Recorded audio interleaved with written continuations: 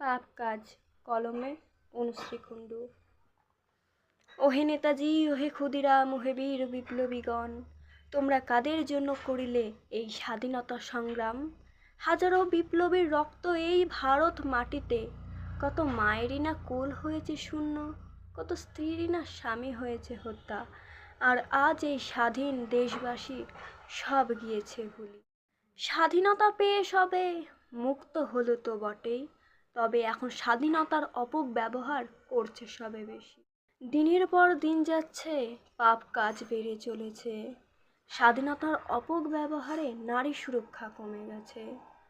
গ্রামে গঞ্জে শহরে বিদেশে হাজারো মানুষের ভিড়, তারই মাঝে লুকিয়ে আছে কিছু পাপ কর্মী সন্ত্রাসের দল। পথঘাট দেখা নেই, অপহরণ হচ্ছে নারী, কিছুদিন বাদে খবরের কাগজের হেডলাইনে তার মৃত্যুর ছবি। যোদ্ধার প্রতিবাদ 2 দিন হলো, তারপর চুপচাপ, সাড়া কোনো নেই। আজ চুপ কাল চুপ, সাড়া কোনো নেই। অপহরণ হলে নারী প্রতিবাদের বাহার বেড়ে যাবে এক্ষুনি। সরকারের দেওয়া এত নারী সুরক্ষা, তারপরেও কেন পুরুষদের কাছে নারী অবলা? জাগো হে নারী তোমরা জাগো, তোমরা বিনায়ে ভুবন শূন্য, কেন তোমরা করিয়া রয়েছ চুপ?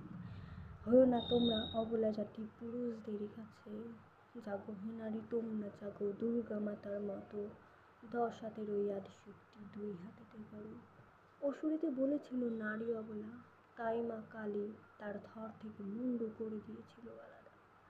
ভেবে দেখো নারীরা, নারী শক্তি ছাড়া এই জগৎ অসম্পূর্ণ। জাগো হে নারী তোমরা জাগো, তোমরা বিনা এই ভুবন শূন্য।